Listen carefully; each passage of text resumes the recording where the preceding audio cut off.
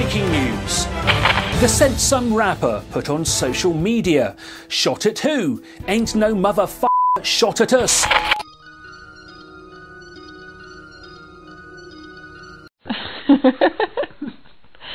Damn, Ben Mark shot this too? I just looked at my wrist, I got time today. Fuck it, I'm crossing the line today.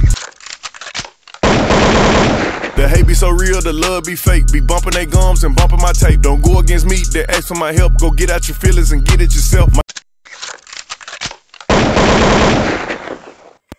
It should be very obvious that I have witnessed a lot of alliances formed in the midst of this saga.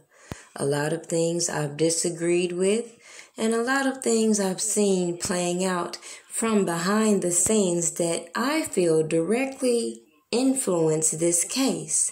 Now, when I watch these people continue to backtrack now, it clearly makes it obvious why I always kept a distance from these shady affiliations that we saw playing out, especially when you had shady-ass people acting like they're reading the indictments only to come to the internet acting out all the actions the government is putting on Robert Kelly. Not to mention all the fraudulent activity I witnessed playing out in these groups in which I brought to the attorney's attention. However, we had individuals on the internet that wanted to do so much, including raise money, tell the defense how to do their job, bicker with them online, and put all your focus on people blogging about the topic instead of the facts, and ignoring how they're playing into these accusations. Now, I clearly showed individuals how I believe people were put in place to keep things confused, to keep people misguided and misdirected, and to keep playing into this enterprise that Robert Kelly allegedly had.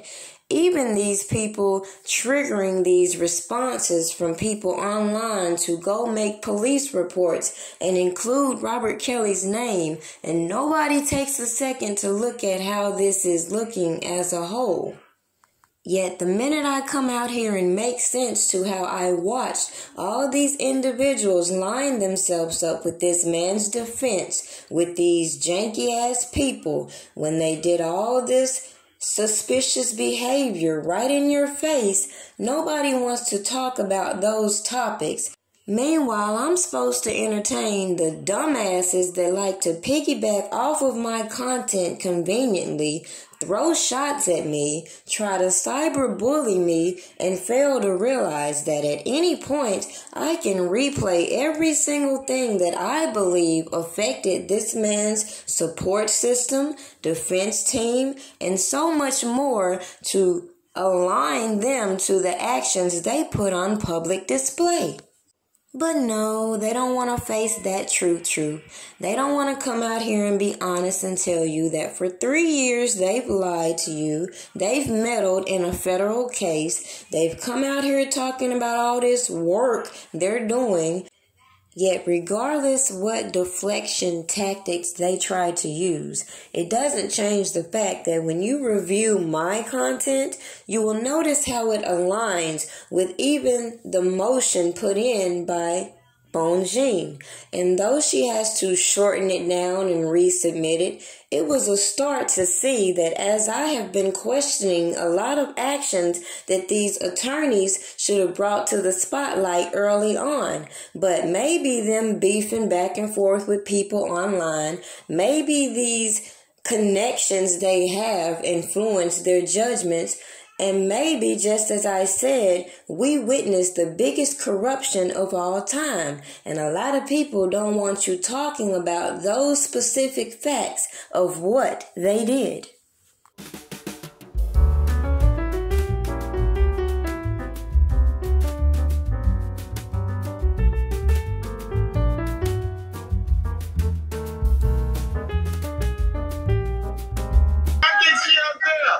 I think Azrael up there. I think Azrael, you see up there? I know my daughter. There go Azrael up there.